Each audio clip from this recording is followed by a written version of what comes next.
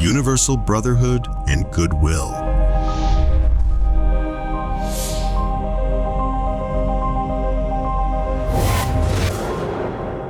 As we grow up, we are taught to discriminate. We are taught to see the differences between us and others. We are taught to label people as our opponents or our friends, our superiors or inferiors.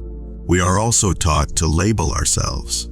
All this creates duality, us and them, superior and inferior, friend or foe. Millions are killed in the name of religion, millions in the name of the nation, millions in the name of caste, millions in the name of the color, and millions in the name of gender.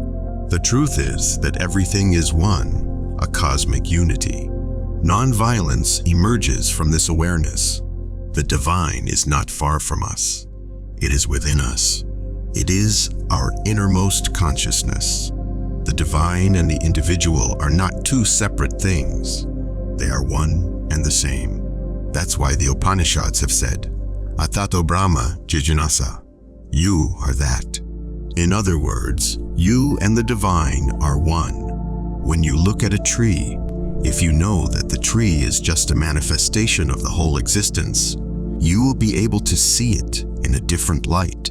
You will see that it is not something separate from yourself, but an expression of your own consciousness, just like your body or your mind. This understanding helps to bring about harmony and life and harmony in society. Yoga emphasizes that we are not isolated beings, but rather a part of the whole universe.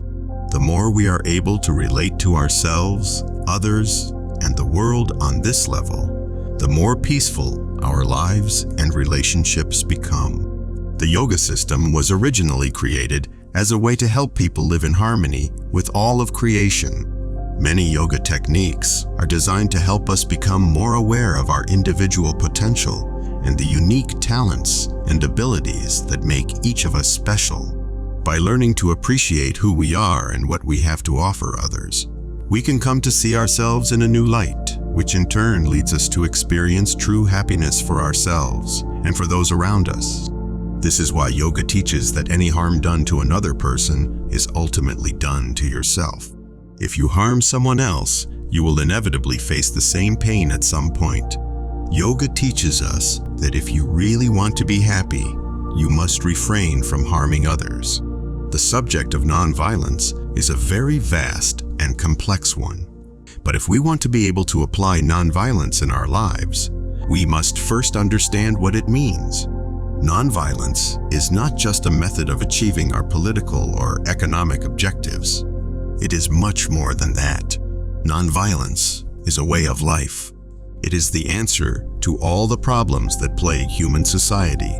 Nonviolence is the law of life. Nonviolent means never using force to counter force, never returning hate with hate, never using violence to counter violence. On the contrary, it means to love, sympathy, and service coupled with sacrifice and suffering in order to bring about a change for good in the opponent. Nonviolence is tolerance and understanding coupled with self-suffering amidst danger and adversity. It requires more strength than violence. It requires more humanity than brutality. Nonviolence is based on the firm belief that human beings are inherently good and therefore capable of rectifying their wrongs without resorting to force or violence. It holds that evil can be conquered only by a good, that hatred can be dispelled only by love, and that darkness can be dissipated only by light. We have no right either to hate others in return or to take revenge on them. Sarve bhavantu sukhina. May everyone be happy. Sarve santu niramaya. May all be free from enmity. Sarve bhadrani pashyantu makutam bhavadvi. May we all see auspiciousness everywhere. Shanti, Shanti, Shanti. Peace, peace, peace. This mantra is recited as a prayer for peace by over 1 billion Hindus and Buddhists around the world.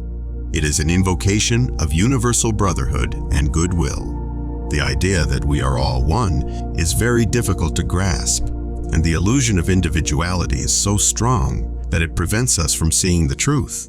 Our bodies may appear to be separate, but they are actually extensions of the cosmos. Our bodies are composed of matter created long ago in the fiery furnaces of distant stars. We are made of stardust. The same atoms that make up our bodies were once part of the bodies of dinosaurs or other animals.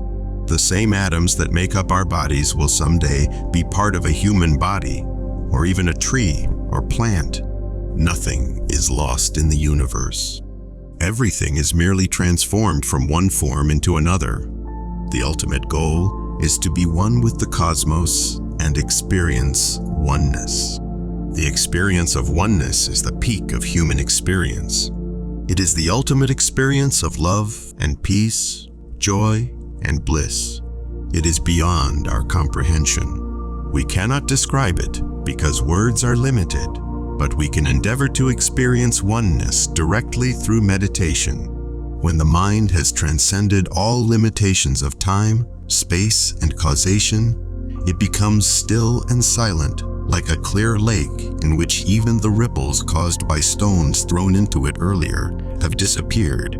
Such a lake is filled with pure water, untainted by any impurities or pollutants. And this is what happens to your mind when you reach this state. You become filled with pure love, compassion, joy, and bliss. As Heraclitus said, "You could not step twice into the same river, for other waters are continually flowing on." The river of life flows on and takes with it all that we have been, all that we have done, and all that we have become. But we do not die because life continues on. Rather than being something to fear, death can be viewed as merely another transformation for both ourselves and our loved ones. Life is cyclical. Death is cyclical. We are all one. We love you dearly. We are here with you. We are your family of light.